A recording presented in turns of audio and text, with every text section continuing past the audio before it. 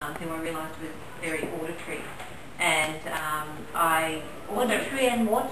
Auditory and probably kinesthetic, because he does feel a lot. And I also realised that his language of love is quality time, and he's often asking for quality time. So that weekend I explained to him that he's very auditory. I thought that he was very auditory, and why I thought so, but also that I was very kinesthetic and very verbal. And I explained to him how I like to listen to him and how he can communicate with me, and I explained to him that I need to see him to be able to hear him. If I can't see him, I can't hear him, literally. And I also sat down. He'd invented a game, a really sophisticated, exciting, complex game that he wanted to tell me about. And I said, honey, I can't hear you when you tell me. You have to show me, and we'll play the game together. So I spent an hour playing the game with him, and he really enjoyed that. And that night and the next day he said to me, and he was in tears, thank you so much. You know, he was so moved to tears because I had finally started speaking his language. I also know for him, he often used to come in the car in the afternoon and I would say, how was your day? And he'd say, Now I say to him, tell me all about your day.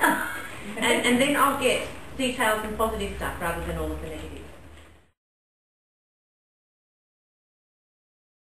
My daughter Bronte, I think she's very visual and kinesthetic. I realised with her that she needs affirmations, and yesterday that was reinforced when she went to jiu-jitsu and she came home and she was really quite upset, and I said, what's the matter, darling? She said, I've been working really, really hard, and Sensei didn't seem to notice. He didn't comment at all about what I was doing.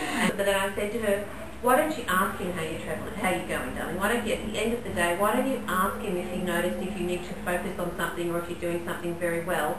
That way she's seeking her own affirmation in a positive way, and I think that makes sense to her.